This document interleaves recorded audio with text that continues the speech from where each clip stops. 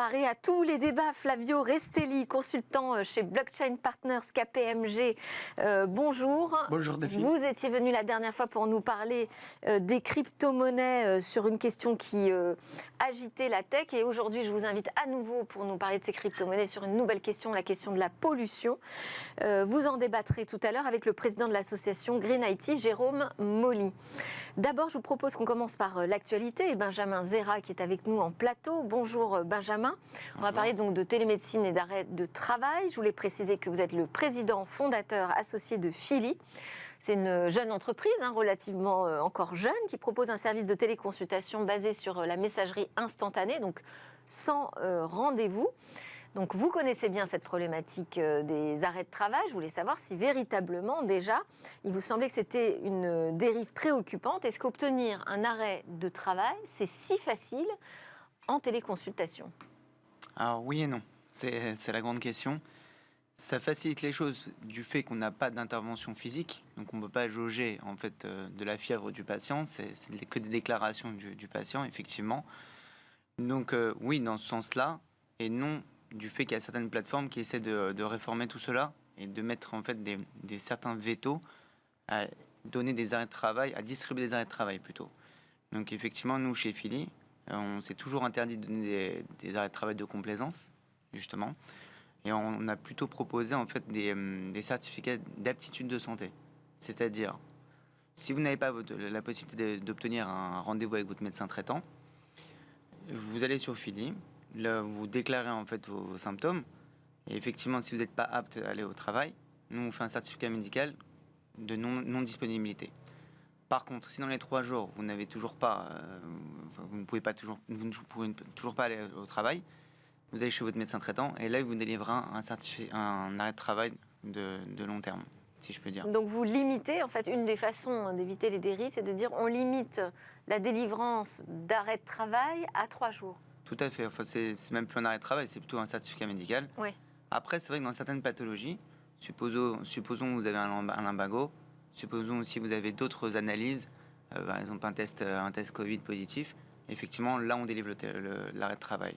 Mais c'est vrai de ce qu'on voit, parce que nous... Et vous avez l'impression que c'est en hausse, ce phénomène ? Oui, effectivement. Ah ouais. Nous, sur la dernière période, qui était l'été 2022, on a eu une hausse de plus de 35% en fait, d'arrêt de travail. On a eu pratiquement 2000 demandes d'arrêt de travail par semaine, ce qui est énorme. Combien vous dites ? 2000 demandes. 2000 par semaine. Par semaine. Et en fait... Sur combien de téléconsultations ? On en a fait 30 000. Oui, donc... c'est assez énorme. Ouais. Et là, on est obligé de mettre des filtres. Et grâce au questionnaire, en fait, on a le motif de la consultation. Et souvent, le motif de la consultation, c'est arrêt de travail.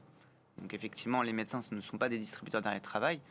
C'est un droit, bien évidemment. C'est un droit si toutes les conditions sont réunies pour l'obtenir.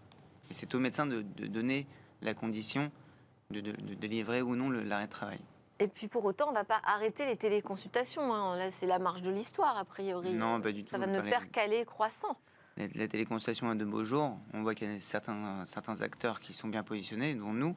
Nous sommes les leaders en fait, de la messagerie instantanée en téléconsultation. On va réaliser pratiquement 300 000 téléconsultations, en fin d'année, donc avec des très grosses croissances. Chacun a trouvé ses capacités à distribuer son offre. Il y a certains qui font en télécabine, d'autres en messagerie instantanée, d'autres en visioconférence. Nous, on a pris le parti de la messagerie instantanée, du fait de pouvoir couvrir une disponibilité 24 heures sur 24, 7 jours sur 7, et surtout sans rendez-vous. Oui, puis ça répond vraiment aux nouveaux usages. La messagerie instantanée, c'est un mode de communication vraiment adopté par toutes les nouvelles générations, mais pas seulement. Je voulais aussi rappeler, parce que vous dites le médecin généraliste, c'est pas juste quelqu'un qui est là pour distribuer des arrêts de travail. Ça engage sa responsabilité jusqu'à quel point ? En fait, c'est la même responsabilité qu'une consultation physique. Donc effectivement, s'il commence à faire des arrêts de travail dits de complaisance, sans vérification préalable de l'état physique ou psychologique du patient, effectivement, il peut se faire retoquer par la sécurité sociale. Et là, avoir des pénalités. Donc c'est quelque chose que nous, on a toujours couvert. Et on en a vu ? Vous connaissez des cas où c'est ? On a eu, mais chez la concurrence, oui. Chez nous, non, parce qu'on a toujours été très prudents sur la question.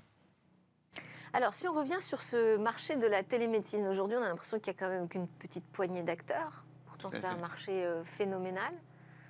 Effectivement, on est quelques acteurs, nous on fait partie des 5 premiers. Et on a tous en fait des... Quelle est la barrière à l'entrée alors?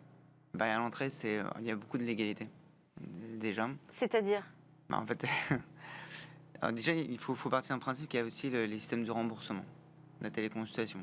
Depuis le 1er octobre, la téléconsultation, elle est plus remboursée. Elle est remboursée si vous passez par votre médecin traitant et si votre médecin traitant est disponible sur la plateforme de téléconsultation. Ou dans certains cas, qui est les exceptions de l'avenant 6. L'avenant 6 est extrêmement compliqué. C'est-à-dire c'est certaines spécialités qui peuvent être prises en charge, mais dans les 80% du temps, c'est plutôt avec le médecin traitant que c'est pris en charge. Donc c'est vrai qu'il y avait les exceptions du parcours de soins. Maintenant, on va vers quelque chose d'un peu plus standardisé. Pas, je dirais pas bloquant, parce qu'en fait la téléconsultation rentre dans les mœurs, Oui. mais plutôt quelque chose de plus soutenu, on va dire, plus soutenu au niveau réglementaire. La sécurité sociale a comme mis son voilà là-dessus. Et effectivement, il faut avoir déjà une base médicale solide. Il faut avoir aussi un comité scientifique solide en interne. On sait que je suis fils de médecin, donc je sais qu'il y a une certaine éthique à apporter. Et c'est vrai que cette prise de marché, ça demande énormément de fonds aussi déjà. Ça demande beaucoup de Et ça moyens. demande aussi de trouver des médecins. Tout à fait, Parce exactement. que pour répondre à l'engagement que vous faites, la messagerie instantanée, sans rendez-vous, ça veut dire qu'on espère avoir une consultation presque dans l'immédiat, presque fait. en temps réel, 24 heures sur 24, 7 jours sur 7. Mais pour ça, il faut avoir les médecins sous la main. Exactement. Alors, le recrutement, il n'est pas si simple que ça. Parce qu'en fait, tous les pays occidentaux, dont la France, en fait, ont une carence en fait, du personnel médical. Donc beaucoup moins de médecins disponibles. Il y a à peu près 450 millions de consultations en France, en totalité. Et il y a 300 000 praticiens. Donc ça fait une désertification, voire une absence médicale. Donc, Et ils sont plutôt d'accord pour se mettre à la téléconsultation, les Au 300 départ, 000 praticiens dont vous parlez? Il est assez farouche, c'est vrai. Mais maintenant, je pense qu'il y a eu un effet quand même d'évangélisation là-dessus et d'éducation qu'on a apporté. Nous, une des premières plateformes de téléconsultation, on a été créé en 2019, un peu avant que le Covid apparaisse. Ouais. Mais effectivement, on a l'impression que c'est de plus en plus demandé. De plus en plus demandé là-dessus, oui. Vous avez des outils de diagnostic en interne? Ah, tout à fait. Nous, on utilise l'intelligence artificielle. Il y a une partie d'intelligence artificielle qui permet en fait la reconnaissance des symptômes en fonction de la déclaration, de la réponse aux questions déclarées par le patient. Donc ça oriente. Donc c'est-à-dire qu'il y a un formulaire type, c'est ça? Ouais.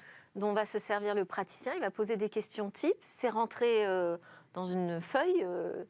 C'est un peu comme un dossier médical. Comme un dossier médical. Et là, il y a un algorithme qui va apporter un diagnostic. Qui va apporter en fait les premières briques du diagnostic.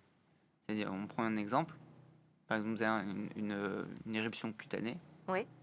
La personne va aller sur le questionnaire généraliste, va taper « j'ai une éruption cutanée » et derrière, l'IA automatiquement va renvoyer vers la dermatologie.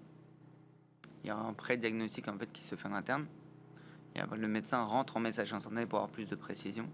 Et donc c'est en amont de la téléconsultation, en fait, ce diagnostic. Hein. Il n'est pas utilisé par le médecin. Il est utilisé aussi par le médecin. Aussi? Tout à fait, oui. Il est utilisé par le médecin. Qui fait de la recommandation aussi de traitement? Ah oui, tout à fait. On peut avoir les antibiotiques. Il y a certains médicaments qu'on ne donne pas.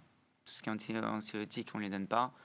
Il y a certaines aussi catégories de traitements qu'on ne peut pas distribuer à distance. Et alors, est-ce que vous ne prenez que des médecins qui pratiquent aujourd'hui? Est-ce que vous ouvrez le champ aux médecines parallèles? Non, on restera uniquement dans le domaine médical. Par contre, il y a plusieurs types de médecins. Il y a des médecins qui sont installés, des médecins qui sont salariés, il y a des médecins retraités aussi, ouais. qui souhaitent en fait remplir un peu leur longue journée de disponibilité, si je peux dire. Ça leur manque un peu de travailler. Et du coup, travaillent chez nous et se placent fort bien parce qu'ils arrivent à allier en fait le personnel et le professionnel à la fois. Ce qui fait la différence entre différentes plateformes de téléconsultation, c'est quoi? C'est l'instantanéité. Ah oui, parce que vous êtes sur la messagerie instantanée. On est sur la messagerie, on a une couverture pratiquement 24 heures sur 24, 7/7. Mais comment s'assurer qu'on est face à un service sérieux? Justement, alors ça c'est une évangélisation. Et d'ailleurs, on a des taux de retour qui sont très très bons et des taux de rétention de notre service qui sont très bons, de l'ordre de 20% en quelques mois. Ce qui montre on a vraiment amené quelque chose de différent à la téléconsultation. Flavio Restelli, vous avez déjà téléconsulté? Non, C'est jamais vrai essayé. Ça serait l'occasion. Oui, sans doute. On ne va pas lui souhaiter de tomber malade non plus, quand même. Pour le travail. Non plus. Merci Benjamin Zera, président fondateur associé de Phili, qui nous a expliqué que justement, c'était pas si facile d'obtenir un arrêt de travail en téléconsultation et que chacun prend des mesures, on l'espère. C'est l'heure de notre talk, on va parler des crypto-monnaies. Polluent-elles trop?